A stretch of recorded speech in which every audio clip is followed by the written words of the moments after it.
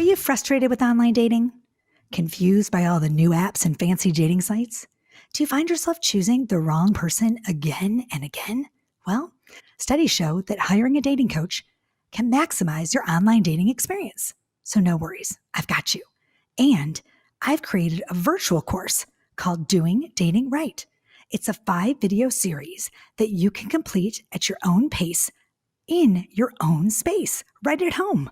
How to write your online dating bio, pick that perfect picture, and so much more. Want more info? Go to my website at jenniferhurwitz.com. Again, it's jenniferhurwitz.com.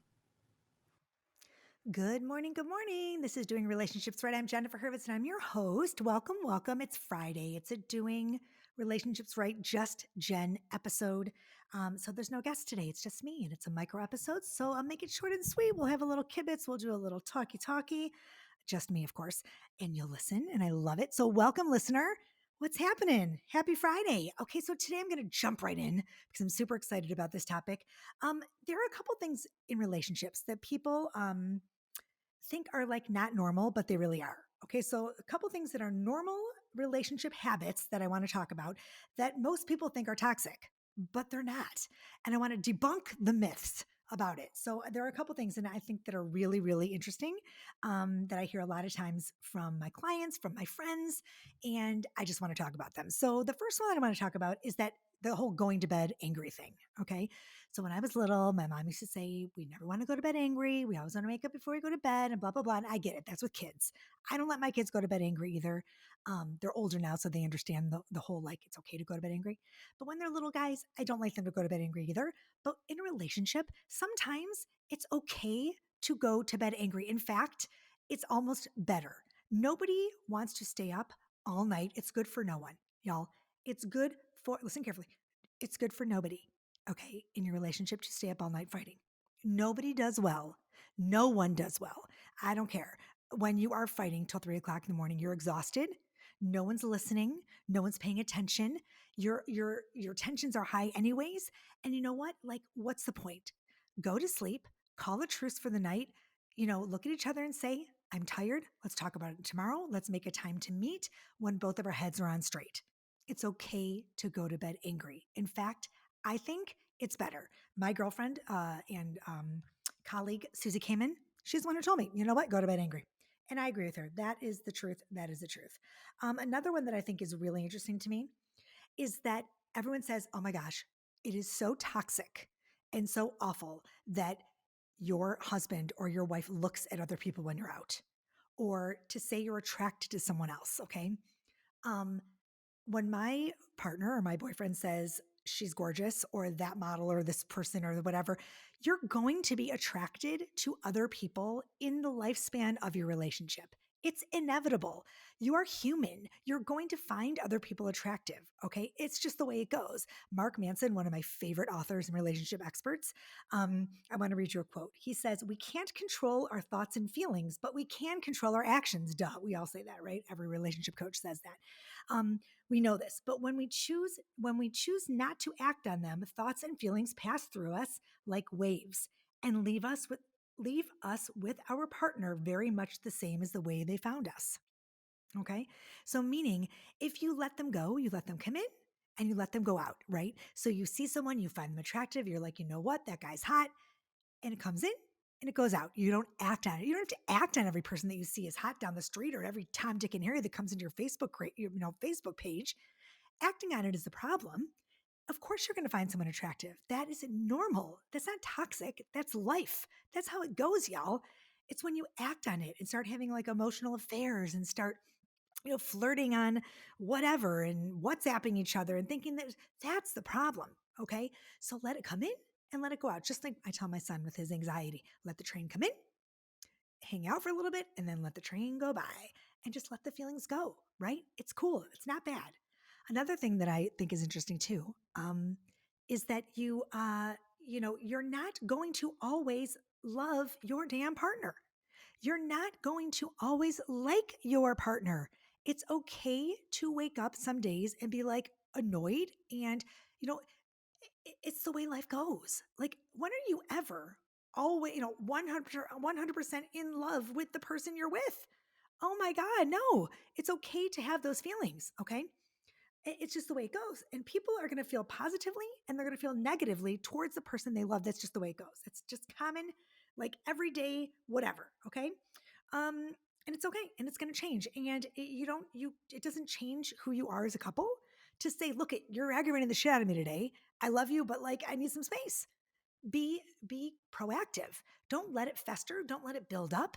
Don't resent each other for feeling the way you're feeling. Share it, move on, and do it. Um, Another one. I took notes. So I'm like looking down. If you're watching on YouTube, I like to take notes so I remember. Um, Another one is that people say you shouldn't have to change anything. You shouldn't have to change anything to be with your partner, or you shouldn't have to compromise at all. Okay, first of all, that's not true. You can compromise. I'm not saying you should change, your if he asks you to change your eye color, put in contacts, or she doesn't like the way your hair looks, so you shave your head. I mean, that's just silly. Not don't change big, huge things. Or you don't like that he's a doctor, so he quits his job. That's dumb. I'm saying compromise, right? Little compromises like, um, making travel plans differently, or things like that, like little things like I don't love to hike. I'll be honest. I'm not an outside type or outdoorsy type of gal. So, my partner and he does the outdoorsy kind of stuff on his own. And that's time that he gets with his friends away from me. And that's cool. I don't resent him for that. I let him have his space and I do my thing. You have to make compromises. You really do. And healthy ones, healthy compromises. That's it. Okay. Another one. This is one of my favorites where you'll go out to dinner with your friends and you'll be sitting around the table and they're like, oh my God, did you know that Bobby and Sue, they fight all the time? All they do is fight. It's like so toxic. Okay, guess what? Bobby and Sue, they argue and it's not toxic. There's nothing wrong with fighting with your partner and arguing with your partner. It's going to happen. You're going to fight and you're going to argue. The issue is when you don't know how to resolve the conflict in a healthy manner. I don't care if you're fighting. I don't care if you're arguing. You need to make up in a kind and loving fashion. You need to come to a conclusion that's healthy and manageable for both of you. Okay. You need to look at your argument um, as an event that you can grow from together and not something that's a threat to your relationship. Does that make sense? And you need to listen to your partner and be heard, hear them so that they feel heard and understood. Give them the safe space. I talk about this all the time. Give your partner a safe space to speak, understand where the other one is coming from, be empathetic. Okay. And if you don't know how to communicate correctly, I say this in every episode, please hire a therapist or a coach to teach you how to communicate. Okay. There are so many great coaches that teach communication skills. Okay. Find one, hire one, spend 3 sessions on working out how to communicate. Find your attachment style. Maybe I should do an episode on attachment styles. Find out your attachment style. Are you anxious? Are you avoidant? Are you a secure attachment style and you're with someone who's avoidant? Like you've got to figure that shit out so that you know how you can communicate together. Be flexible and also find a time if you're arguing. If you can't talk at that minute, if you're too hyped up and you're too stressed out and the conversation's going nowhere good, stop. Take a breath. Do not walk out of the room or storm out and do the whole, stonewalling thing where you're not going to talk and you're going to give the silent treatment. That is unacceptable behavior. Say this. Look, I can't talk about this right now because I am too stressed and I can't be, this cannot be productive conversation. Can I please have 10 minutes? I'm going to go take a walk outside. I'm going to go take a breather. I'm going to gather my thoughts and I'm going to come back and we're going to reconvene. There's nothing wrong with that. That lets your partner know that you are not neglecting the conversation. You are not avoiding the conversation. You are not leaving them, sitting there and you're not ignoring their thoughts or feelings. You're just saying, I need to breathe. I need a breather. I need to walk away before it escalates to something insane. Now, another good tactic that I like to use is the safe word. Okay. A lot of women, and I think this is maybe a lot of women, I don't want to say mostly women, but I think it's a woman thing. We go from 0 to 60 and sometimes we can't come back. We can't, once we're there, we're like, you know what? We've gotten to that 60 and it's real hard to dial back, right? So in my house, we use a safe word. It's pineapple. Yes, it is. And if I get out of control and I can't dial it back, Jim will say pineapple. And I'm like, I laugh because I think to myself, holy shit, he just used the safe word. I must be losing my shit. So you know what? All those things are good things. And I got news for you. You know what? Why not do things that are like good for your relationship, right? So these are not toxic things. Everyone has there's such a stigma on what's toxic in a relationship and what's not. And you know what? Like they're all normal. All these things are normal relationship habits that people um think are toxic. And you know what? I have to tell you, I don't think they are. I don't think they're toxic. I think that fighting is normal. I think that arguing is normal. I think that not liking your partner all the time is normal.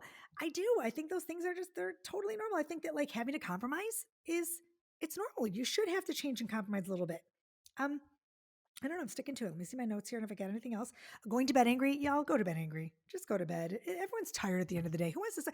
I have a friend who whose whose wife used to literally start a fight. Like when she would start them, they'd be at like midnight. And he'd be like getting into bed and like ready to go to sleep. And she starts her bitching, like not to be whatever, but like every fight they had was at like midnight. And he was like, I cannot freaking take this. And honestly, like, who wants to start a fight at midnight? Like she'd wait.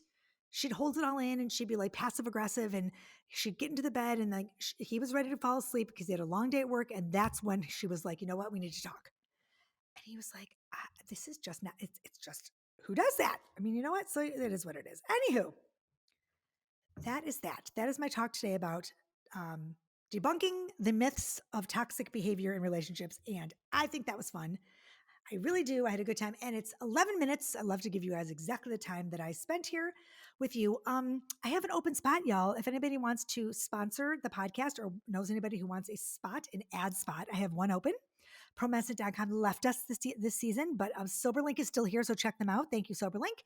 I have a spot open. So let me know if you can think of anyone that is smart enough to use Doing Relationships Right as an advertising outlet, because if you know anything about podcasts, my reach is far and wide. Crazy, crazy, crazy. I'm in 60 countries right now. My downloads are none of your beeswax. I'm just kidding. No, my downloads are cool. I'm all over the place. The best way to advertise, if anybody knows this, is through a podcast right now. It's insane. So if anybody knows anyone that wants a good advertising spot on a Friday with a Just Jen episode, which is every other week, have them reach out to me and buy me a cup of coffee, y'all, at buymeacupofcoffee.com. Check out jenniferherbitz.com. Buy one of my books, Woulda, Coulda, Shoulda, A Divorce Coach's Guide to Staying Married, or One Happy Divorce, Hold the Bullshit. And of course, come join me next month in March, the 25th through the 27th in Hilton Head. I will be at the Mrs. to Me Summit speaking about, of course, my favorite topic, dating after divorce, the do's and the don'ts. I'll be with the girls from My Divorce Solution and a whole other a big slew of friends of mine in the divorce and dating space. We're going to be there. It's called the Mrs. to Me Summit, Becoming Your Best Self After Divorce. I'm super excited about it. Going to the beach, and it's going to be a great time. COVID friendly and safe, of course. And that is that. One more thing I wanted to tell you. Oh, hire me to coach you. I love it. I have a few spots open and my client list. And that's that. I just love you guys. Have a great, great, great weekend. Whatever you're going to do, do it right and fun and big. And peace, love, and so much truth. Bye, y'all. Be good.